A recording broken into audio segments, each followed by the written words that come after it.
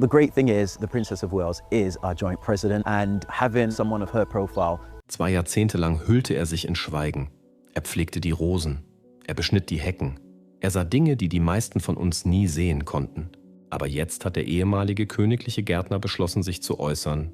Und was er über Kate Middleton verrät, wird sie alles in Frage stellen lassen. Bevor wir loslegen, schreiben Sie eine 1 in die Kommentare, wenn Sie Kate unterstützen, oder eine 0, wenn Sie Zweifel haben. Denn nach 20 Jahren im Schatten der Palastmauern sagt dieser Mann endlich: Es ist Zeit, dass die Wahrheit ans Licht kommt. Ehemaliger königlicher Gärtner enthüllt unerwartete Wahrheiten über Kate Middleton. Obwohl er nie eine Krone trug, diente der Mann, der sich hinter den Büschen versteckte, der Krone. 20 Jahre lang hat er es vorgezogen, unbemerkt zu bleiben. Nur eine ausgewählte Gruppe von Personen im Kensington-Palast weiß von ihm. Er ist als der königliche Gärtner bekannt und war für die ruhige Pflege der Gärten verantwortlich, die zur Residenz einiger der meist fotografierten Personen der Welt wurden. Allerdings versteckte er sich hinter den Büschen und hörte zu, was nie laut ausgesprochen wurde, während die Kameras auf den königlichen Balkon gerichtet waren. Es war nicht Stucks Absicht, eine Kontroverse zu verursachen. Obwohl er nicht zur Verbreitung von Verschwörungsideen beitragen wollte, war er bestrebt, die Situation aus der Sicht von jemandem zu klären, der dabei war und die Ereignisse Tag für Tag stillschweigend miterlebt hatte. Es war für alle eine Überraschung, als er auf die direkte Frage, was er von Kate halte, antwortete: Es ist zwar nicht gut, aber es ist nicht das, was Sie glauben, dass es so ist. Mit diesen Worten wurde ein Feuer entfacht. Die Spekulationen wurden immer lauter. Wenn etwas Unheimliches im Palast vor sich ging, was war es dann? Hatte Kate eine schwierige Zeit hinter den Kulissen? Gab es Löcher im Märchen? Auf Nachfrage gab der Gärtner jedoch eine viel komplexere und in gewisser Weise menschlichere Erklärung ab. Hören wir uns zunächst an, was er über die Prinzessin des Volkes II zu sagen hatte, bevor wir dazu kommen. Es war während der Herrschaft von Königin Elisabeth, als er sein Amt antrat. Traditionen waren in dieser Zeit unantastbar und Besonnenheit war die Währung der Situation. Er schuftete in der Einsamkeit während der Herbstmonate, die mit der Vorbereitung von Zeremonien gefüllt waren, und der Frühlingsmonate, die mit königlichen Rosenausflügen gefüllt waren. Zahlreiche Könige kamen und gingen.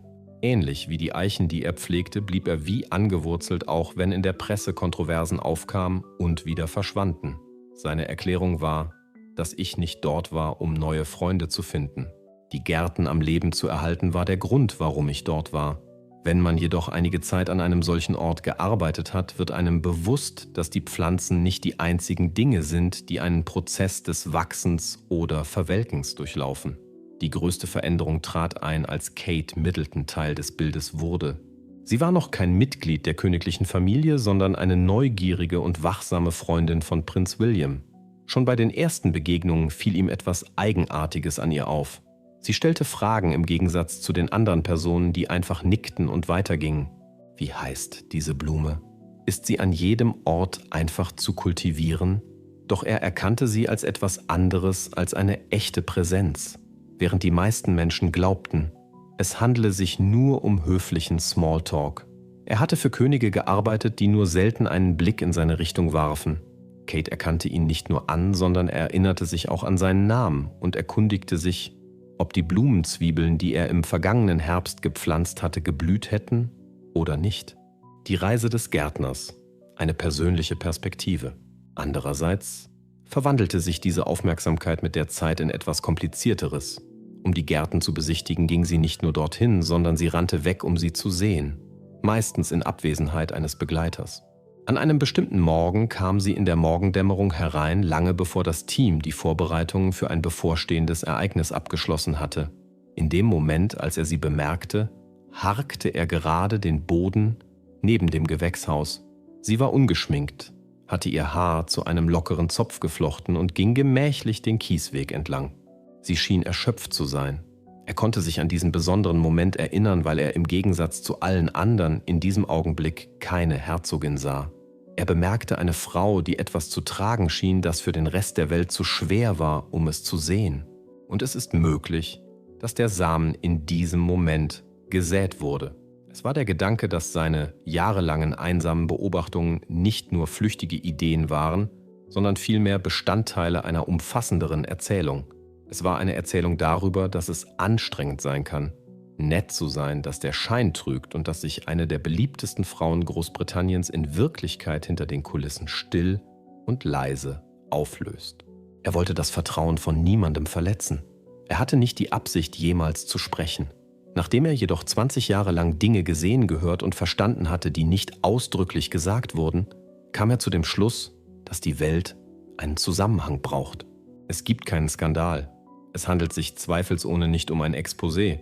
Einfach gesagt, Kontext. Denn es gibt Zeiten, in denen das, was man von außen sieht, nicht das Wichtigste ist. Was sich hinter den Hecken abspielt, ist die Hauptsache. Ich habe 20 Jahre im Schatten der königlichen Familie verbracht. Stukes verbrachte 20 Jahre damit, dieselben verschlungenen Straßen abzulaufen, dieselben alten Bäume zu beschneiden und dieselben Efeumauern zu stutzen, die als stumme Zeugen der königlichen Geschichte dienten. Er tat all diese Dinge immer wieder. Aber er achtete auf die Menschen hinter den Heckenscheren und Gießkannen, nicht nur auf die Blumen. Er schenkte den Blumen seine Aufmerksamkeit. Und im Laufe der Zeit entwickelte sich das, was er beobachtete, zu einer Erzählung, die viel menschlicher war als das, was die meisten Menschen hinter den königlichen Toren erwarten würden. Aber er war mehr als nur ein Gärtner. In einer Welt, die die breite Öffentlichkeit nur in Paraden, Wellen und Bildern sieht, war er in der Position einer Fliege an der Wand. Er war Zeuge dessen, was sich in den Pausen zwischen den Ereignissen abspielte. Die seltsam erhitzte Stimme wurde durch doppelt verglaste Fenster gedämpft und er wurde Zeuge der stummen Angst, die vor öffentlichen Auftritten bestand. Er wurde auch Zeuge der kaum merklichen Blicke, die auf vorbereiteten Familienspaziergängen ausgetauscht wurden. In seinem Geständnis sagte er, man lernt zu hören, ohne zu lauschen. Die Leute bemerken den Gärtner nicht. Durch seine Unsichtbarkeit hatte er Zugang nicht zu Geheimnissen, sondern zu Wahrheiten, die subtil und unausgesprochen waren. Sie nehmen an, dass du Teil der Kulisse bist, dachte er. Er konnte beobachten, wer sich bei den Mitarbeitern bedankte und wer nicht, wer früh zu öffentlichen Terminen erschien und wer ihnen gegenüber nachtragend zu sein schien, wer die Mitarbeiter wie Menschen ansah und wer sie durchschaute. Kate war jedoch die faszinierendste und zugleich unberechenbarste Erscheinung. Im Laufe seiner Beobachtung entwickelte sie sich von der schüchtern lächelnden Freundin zur künftigen Königin in SP. Ihr erstes Auftreten war das einer ruhigen Beobachterin, die immer höflich und nie übermäßig vertraut war. Aber schon damals strahlte sie eine Intensität aus, die nicht von Überlegenheit oder Arroganz, sondern eher von Aufmerksamkeit zeugte. Obwohl keine Kamera in der Nähe war, bewegte sie sich, als ob sie ein bestimmtes Ziel vor Augen hätte. Doch mit der Zeit bemerkte er eine Veränderung. Sie entwickelte ein geschliffeneres und kontrollierteres Auftreten, aber sie wurde auch unnahbarer und weniger impulsiv. Nach einiger Zeit wurde sie zur Expertin für den königlichen Gang, das gemessene Winken und das selbstsichere Lächeln. In den ruhigeren Zeiten, wenn sich die Presse zerstreut hatte und die Gäste abgereist waren, bemerkte er jedoch, wie die Maske vorübergehend fiel. Dazu gehörten ein langgezogener Seufzer, ein Stehenbleiben am Gartentor und ein Blick in die Ferne, als wolle sie sich in den Ästen verlieren. Ein gemurmeltes »Mir geht's gut«, das nicht gut, klang ein gezwungenes Kichern über einen Witz, den niemand gemacht hat, und ein leises, halbhörbares Luftholen, bevor man sich in ein Gedränge begibt, waren alles Beispiele für die belauschten Stücke. Diese Fragmente reichten nie aus, um sie zu zitieren, aber sie reichten immer aus, um sie zu spüren. Da es nicht seine Aufgabe war, ein Urteil zu fällen, tat er dies auch nicht. Er war jedoch besorgt, weil das Königtum die Fähigkeit hat, Menschen zu verändern, auch, und gerade die hervorragenden. Bei Eheschließungen, Schwangerschaften und Konflikten bewahrte er stets sein Schweigen. Kate Middletons geheime Gärten und ihre Anwesenheit. Kates Aufstieg zu einer der meistbewunderten Frauen der Welt sah er aus respektvoller Distanz. Doch diese Bewunderung hatte ihren Preis. Und nachdem er so viele Jahre im Schatten der königlichen Familie verbracht hatte, kam er nicht umhin, sich zu fragen, wenn man von allen als makellos angesehen wird, wer darf man dann sein, wenn niemand hinschaut? Die Antwort auf diese Frage lautet, was Kate Middleton nicht gut kann. Eingeschränktes Lächeln und geheime Gärten sind vorhanden. Gärten sind nicht trügerisch. Dazu steht der ehemalige Gärtner der königlichen Familie fest. Irgendwann blühen die Blumen auf oder sterben ab. Je nachdem, wie sie geformt sind, beugen sich Bäume unter dem Druck der Welt oder stehen hoch und stolz. Je nach Umgebung, Pflege und Liebe, die sie bekommen, reagieren die Pflanzen. Und er fügt hinzu, dass die Menschen nicht anders sind.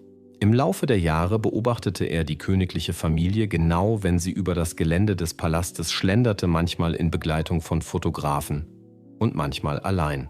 Aber Kate Middleton war die einzige Person, die das Gelände so häufig besuchte oder so lange dort blieb wie sie. Es ging um mehr als nur um ein Spektakel. Sie besuchte ihn häufig zu Zeiten, in denen sonst niemand da war. Ihre Besuche waren das, was er als ihre stillen Besuche bezeichnete. In den frühen Morgenstunden und am späten Nachmittag. Manchmal trug sie ein Mantelkleid und hohe Absätze, ein andermal entschied sie sich für Turnschuhe und ein Sweatshirt. Sie schlenderte sanft, hielt manchmal inne, um den Lavendel zu berühren oder sich auf einem Steinsitz zwischen den Birken auszuruhen. Dann würde er seinen Weg fortsetzen. Ihre Anwesenheit in den Gärten hatte etwas an sich, das jeden einzelnen von ihnen einzigartig erscheinen ließ. Gleichzeitig wirkte sie entspannter, aber auch ein wenig distanziert, als ob sie versuchte, sich an etwas Wichtiges zu erinnern oder es vielleicht loszulassen. Die Gärtnerin dachte an die Tatsache, dass sie immer zu grinsen pflegte, wenn sie jemanden traf. Es gab jedoch Zeiten, in denen das Grinsen nicht ganz ihre Augen erreichte. Hinter diesen Tagen steckte mehr als nur ein Zufall. Im Laufe der Zeit wurde ihm bewusst, dass sie häufig auf große Ereignisse folgten. In den meisten Fällen entstanden sie nach einer intensiven Prüfung durch die Medien oder einem vollen Terminkalender mit öffentlichen Auftritten.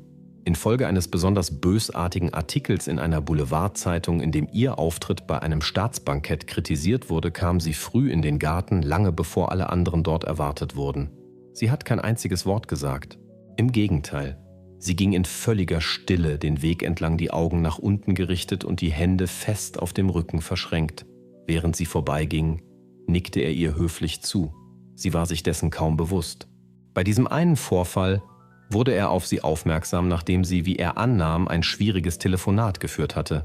Zuvor war sie mit dem Telefon am Ohr durch das Gewächshaus gelaufen und hatte sich dann über eine Stunde lang im Garten aufgehalten, wo sie ohne Regenschirm im Regen stand. Das war nicht nur Show. Sie schien den Regen, der auf sie niederging, nicht zu bemerken. Er machte die Beobachtung, dass sie versuchte, sich zu sammeln. Ich bin mit dieser Erscheinung vertraut. Es ist der Ausdruck von jemandem, der mehr zurückhält, als er eigentlich bewältigen kann. Im Laufe der Zeit wurde ihm klar, dass der Garten mehr war als nur ein Ort, an den man sich zurückziehen konnte. Ein Zufluchtsort, an dem sie Trost finden konnte, ohne sich erklären zu müssen. Er wurde zu einer Fassade ähnlich wie das Grinsen, das sie für die Kameras aufsetzte. Er wurde zu einem Zufluchtsort für sie. Doch selbst in diesem Zustand des Friedens blieb eine Schwere zurück. Eine Schwere, die auch nach einem ruhigen Spaziergang durch den Rosengarten nicht einfach verschwindet. Und das Erstaunlichste daran: niemand wurde jemals eingeladen, sie zu begleiten. Das waren Momente, die sie für sich behielt. Es gab keine Familie, keine Assistenten, nur sie und die Ruhe und den Frieden. Er ist der Meinung, dass der Grund für diese Einzelhaft nicht einfach Platzmangel war. Mehr als alles andere war es der Mangel an Platz, an einem anderen Ort. Die Geheimnisse von Kate Middleton. Von außen betrachtet sah alles so elegant aus, mit üppigen Veranstaltungen, zarten Bewegungen und einer ausgeglichenen zukünftigen Königin. In den abgelegenen Winkeln des königlichen Geländes hingegen sah er eine andere Geschichte. Er beobachtete eine Frau, die sich anstrengte, alles zusammenzuhalten und gleichzeitig versuchte, nach Luft zu schnappen. Und durch die Begegnung mit ihr wurde ihm klar, dass die atemberaubendsten Orte oft diejenigen sind, an die sich die Menschen zurückziehen, um zu fliehen. Etwas, von dem Kate nicht will, dass die Welt es erfährt. Im Laufe von 20 Jahren wurde der Gärtner Zeuge einer Vielzahl von Ereignissen, doch ein bestimmter Moment war ihm wichtiger als jeder königliche Auftritt oder politische Klatsch und Tratsch. Dieser Moment war die Art und Weise, in der Kate Middleton sich weigerte, etwas über sich selbst zu sagen. Sie war offen und sogar nett, aber sobald das Gespräch auf ihre Bedürfnisse, ihr Privatleben oder ihre Gesundheit kam, zog sie sich sofort aus dem Gespräch zurück. Er fügte hinzu: nicht unhöflich, nur entschieden. Und er ist der Meinung, dass dies der Aspekt ist, den die meisten Menschen nicht anerkennen. Hinter dem sorgfältig gestalteten öffentlichen Image, den glitzernden Outfits, den geschliffenen Reden und der perfekten Familie verbirgt sich eine ebenso schlichte wie schockierende Wahrheit. Es hat den Anschein, als würde Kate von niemandem Hilfe in Anspruch nehmen. Weder vom Personal noch von den Eingeweihten oder gar von sich selbst. Außerdem ist der Gärtner der Meinung, dass dies keine gute Idee ist, auch wenn es auf den ersten Blick prächtig aussieht.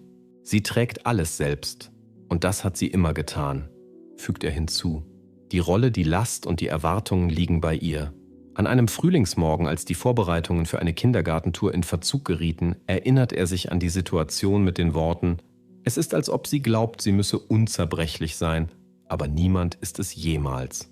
Die Mitarbeiter waren in heller Aufregung, eine Bank war nicht bewegt worden, die Pflanzgefäße standen nicht in der Mitte und die Presse war bereits am Zusammenbauen. Bevor irgendjemand auch nur einen Finger rühren konnte, kam Kate, krempelte ohne zu zögern die Ärmel hoch und begann die Dinge selbst zu bewegen. Sie schleppte Blumenkästen auf Stöckelschuhen über den Kies. Er erklärte: Es gibt keine Beschwerden. Sie macht es einfach. Wir haben versucht, sie davon abzuhalten, aber sie hat darauf bestanden, sagte er. Obwohl dies für jeden anderen wie eine Verpflichtung erscheinen mag, war es für ihn ein Warnsignal. Denn sie ist nicht dazu bestimmt, solche Dinge zu tun. Das ist bewundernswert, aber es verrät auch viel über sie. Sie möchte nicht den Eindruck erwecken, dass sie auf Hilfe angewiesen ist. Vielmehr möchte sie zeigen, dass sie in der Lage ist, die Dinge selbst in die Hand zu nehmen. Es ist nicht so, dass jeder von ihr erwartet, dass sie fehlerlos ist. Der Palast hat Personal für praktisch alles. Im Laufe der Jahre hat Kate jedoch immer mehr Aufgaben übernommen, darunter mehr Anlässe, mehr Veranstaltungen und eine größere persönliche Beteiligung. Dies ist der wirklich faszinierende Aspekt. Der Gärtner behauptet, er habe gehört, dass sie viele ihrer Wohltätigkeitsbotschaften handschriftlich verfasst, die Pläne für Gartenprojekte persönlich überwacht und darauf besteht, Briefings selbst zu lesen, selbst die Kleinen. So soll sie beispielsweise zu jemandem im Vorbeigehen gesagt haben: Wenn ich es nicht ernst nehme, wer dann? Das ist bei mir hängen geblieben, sagte er. Es war nicht nur Verantwortung, es war Druck. Was ist es also, von dem Kate nicht will, dass die Welt es erfährt? Dass ihre Perfektion nicht mühelos ist, dass ihre Gelassenheit mit Erschöpfung einhergeht und dass sich hinter ihrer Anmut eine Frau verbirgt, die sich weigert, sich anzustrengen, nicht weil sie nichts zu verbergen hat, sondern weil sie glaubt, dass sie kein Recht hat, mit Schwierigkeiten zu kämpfen. Die eigentliche Bedrohung besteht in den Augen des Gärtners nicht in einem Skandal oder einem Fehlverhalten, sondern in der Stille, die er sich selbst auferlegt hat. Sie ist nicht bereit, in einem Beruf, der unendlich viel Kraft erfordert, verletzlich zu sein. Sie ist der Meinung, dass Exzellenz bedeutet, unerschütterlich zu sein, fügte er mit leiser Stimme hinzu. Aber das ist nicht gut. So brennen die Leute aus. Letztendlich ist das, was sie verbirgt, vielleicht gar kein Geheimnis, sondern eher eine Art stiller Schmerz. Und das ist keineswegs gesund. Ihre Persönlichkeit war nie mehr dieselbe. Der Gärtner stellt fest, dass sie schon immer ungewöhnlich war. Und er tut dies nicht mit einem Ton der Empörung, sondern mit einem Ton, der eher mit Verehrung gleichzusetzen ist. Erziehungsstil und Engagement. Von Anfang an stach Kate Middleton unter all den Royals hervor, die er im Laufe von 20 Jahren im Stillen studiert hatte. Es reichte nicht aus, dass sie freundlich aufmerksam oder wunderbar ausgeglichen war. Sie war all das. Eine Sache, die an ihr auffiel, war die Art und Weise, wie sie sich mit einem Gefühl der Zielstrebigkeit bewegte. Sie meinte alles, was sie tat, ernst. Sie habe alles, was sie gesagt habe, sorgfältig bedacht. Der Gärtner ist jedoch der Meinung, dass die Eigenschaft, die sie wirklich auszeichnete, die Art und Weise war, wie sie mit der Elternschaft umging. Seit der Geburt von Prinz George hat sich etwas verändert, fügt er hinzu. Etwas wurde anders. Kate wurde nicht einfach nur eine Mutter, sondern eine Mutter, die von einem bestimmten Ziel angetrieben wird. Von diesem Zeitpunkt an schien es, als ob sie jede Entscheidung im Hinblick auf das psychische Wohlbefinden ihrer Kinder traf. Das ist es, was die meisten Leute vermissen, sagt er. Hinter den offiziellen Fotos und den Auftritten auf dem Balkon steht eine Mutter, die sich leidenschaftlich dafür einsetzt, dass ihre Kinder das Gleichgewicht zwischen Königtum und Realität wahren. Und William steht ihr dabei zur Seite. Der Gärtner bestätigte, dass die beiden ein Team sind. Man sieht es daran, wie sie bei Veranstaltungen abschalten, wie sie sich hinknien, um mit den Kindern auf Augenhöhe zu sprechen, sagte sie. Man sieht es an den kleinen Dingen. Es ist offensichtlich, dass sie eine Entscheidung getroffen haben. Ihre Kinder würden nicht in einem Palast aufwachsen, sondern in einem Zuhause. Prinz George wird gesehen, wie er seinen Vater zu Aktivitäten wie Fußballspielen begleitet, wo sie auf und ab hüpfen, schreien und kreischen. Natürlich haben sie eine Leidenschaft für die gleiche Sache und das ist wirklich schön zu sehen. Sie nehmen ihn nicht zu wichtigeren Terminen mit, sondern machen ihn mit dem königlichen Leben vertraut, indem sie ihm eine Tätigkeit anbieten, die ihm wirklich Spaß macht. Er fuhr fort: Die Situation ist genau dieselbe wie bei Prinzessin Charlotte. Beim Tennismeisterschaftsspiel haben wir sie gesehen. Ich erinnere mich, dass ich einmal in einem Garten in der Nähe von Highgrove gearbeitet habe und plötzlich waren William und Kate da, sagt sie. Kate ist eine Tennisspielerin, die diesen Sport ausgiebig betreibt. Das war, als sie noch zusammen waren und sie kamen, um auf dem benachbarten Anwesen Tennis zu spielen, denn in Highgrove gibt es keinen Tennisplatz. Es ist eine echte Leidenschaft von Kate und ihre Töchter haben diese Leidenschaft auch. An privaten Tagen, wenn keine Kameras in Sicht waren, erhaschte er einen Blick auf die Familie, wie sie über das Schlossgelände spazierte, wie George durch die Bäume raste, dicht gefolgt von Charlotte, wie Louis über das Gras stolperte, wie ihr Lachen durch die Rosenbeete hallte und über die Kieswege. Kate war keine Zuschauerin aus der Ferne. Sie lief mit ihnen manchmal ohne Schuhe. Sie lachte frei, was einen auffallenden Kontrast zu den starren Sitten früherer Generationen darstellte. Wenn sie nicht bei ihnen war, hat sie an sie gedacht, sagte sie. Als die Gärtnerin hörte, wie sie einen Platzwart nach einer Wildblumenfläche fragte, die sie für die Kinder zum Erforschen erhalten wollte, sagte sie, sie wollte, dass sie schlammig werden hinfallen und die Natur mit aufgeschürften Knien entdecken, nicht nur bei Führungen. Der Gärtner erinnerte sich daran, wie sie den Platzwart nach dem Wildblumenbeet gefragt hatte. Sie will nicht nur Erben aufziehen, sagte der Gärtner. Sie will Menschen aufziehen, sagte ich. Er erwähnte auch, wie beschützend sie sich bei wichtigen öffentlichen Anlässen verhielt, nicht auf eine erstickende, sondern eher auf eine strategische Art. Sie schlenderte ein wenig hinterher, um die Reaktionen der Leute zu beobachten. Bei längeren Zeremonien senkte sie sich zwischen die beiden. Sie flüsterte, wenn sie zappelten. Und dann, wenn die Formalitäten beendet waren, ließ sie Kinder sein. Der Gärtner ist der Meinung, dass dies die Einzigartigkeit von Kate ausmacht und dass dies auch der Grund dafür ist, dass die Last, die sie trägt, manchmal vergessen wird. Kate Middletons Rolle in der königlichen Elternschaft. Sie versucht nicht nur ihre öffentliche Aufgabe zu erfüllen, sondern auch das Konzept der königlichen Elternschaft völlig neu zu definieren. Sie ist sich der Auswirkungen bewusst, die dieses Leben auf andere haben kann. Sie hat das miterlebt und sie hat es sich zur Aufgabe gemacht, ihre Kinder davor zu schützen, ohne sie vor dem Rest der Welt zu verstecken. Und während die Öffentlichkeit ihre Eleganz lobt, sieht der Gärtner etwas anderes, eine Mutter inmitten einer jahrhundertealten Institution, die versucht, etwas Neues wachsen zu lassen, so wie es Prinzessin Diana tat. Die Tatsache, dass dies keine positive Sache ist, lässt die Augenbrauen hochziehen.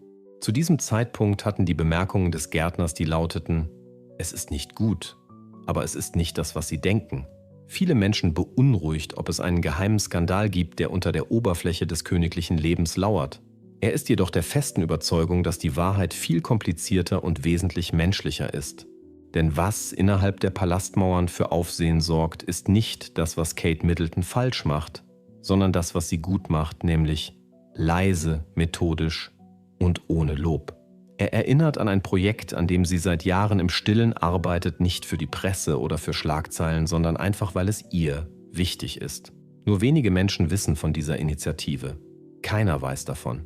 Am Anfang stand ein einfaches Konzept, ein weiterer Garten mit königlichem Flair sollte entstehen. Im Gegensatz zu den Gärten des Palastes, die für zeremonielle Führungen und Fototermine genutzt wurden, sollte der Garten als echter Ort der Heilung dienen.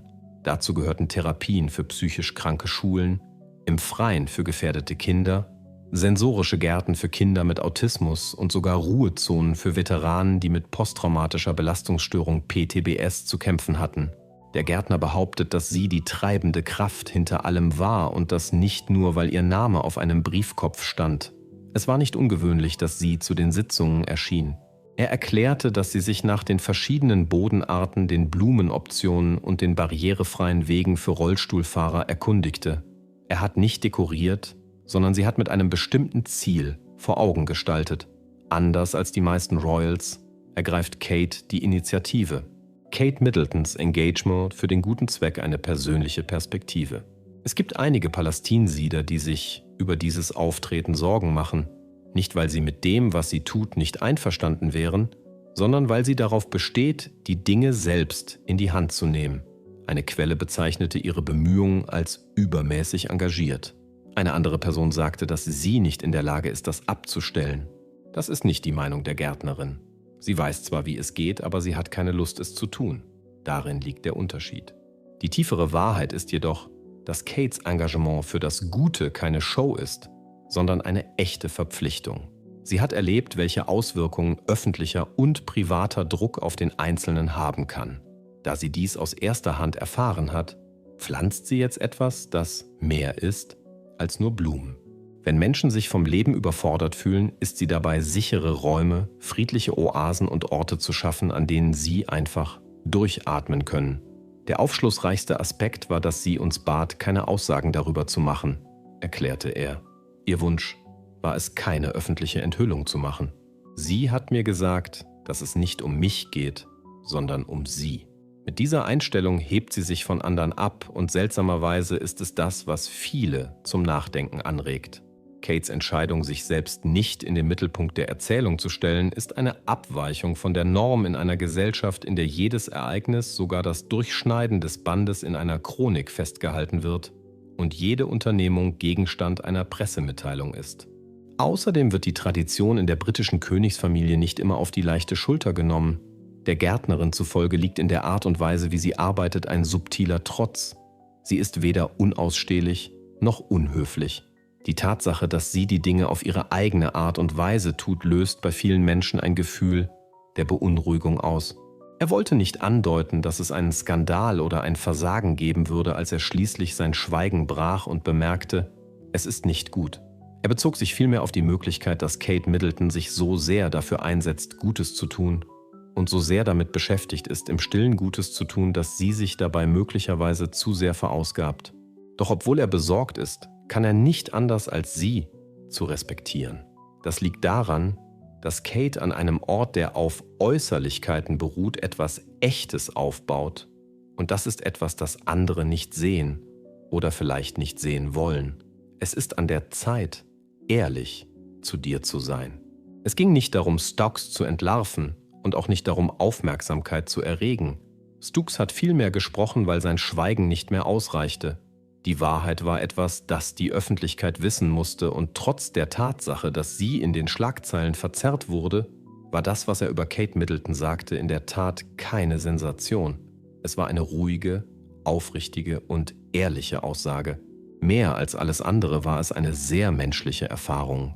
Nachdem er gesagt hatte, das ist nicht gut, rückte der ganze Globus näher, um ihn zu untersuchen. Vielleicht war das ein Faktor, der zu dem Problem beitrug.